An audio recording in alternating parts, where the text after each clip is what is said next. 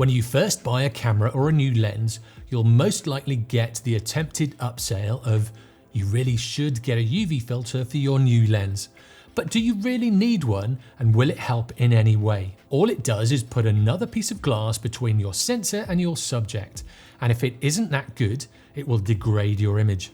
And if you've just spent a few £1000s on a lens, why would you put a cheap piece of glass in front of it? Now, UV filters used to help with old film cameras when the film was sensitive to UV light.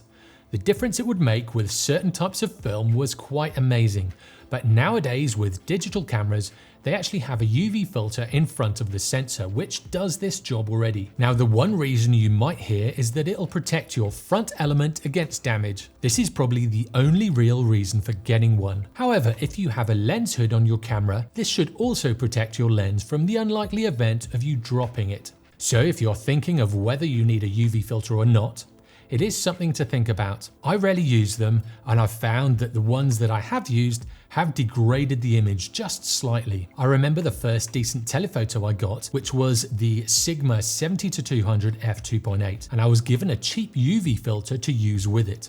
I was confused as to why my images were still a little bit fuzzy, but when I removed the UV filter, they became a lot clearer and a lot sharper. So ever since then, I've not used UV filters in any situation apart from the harshest of environments. I'll only use them if there are exposed moving parts, like in the Tamron 17-28mm. Any other time, I'll ditch the filter and just use the lens. And if I'm worried about that front element, I'll put the hood on it. Most lenses nowadays have a pretty hard coating on them, and unless you're taking a knife and sticking it to the front element, you should be okay. And you'll probably end up with much better images. Now, if you use a UV filter, let me know in the comments below.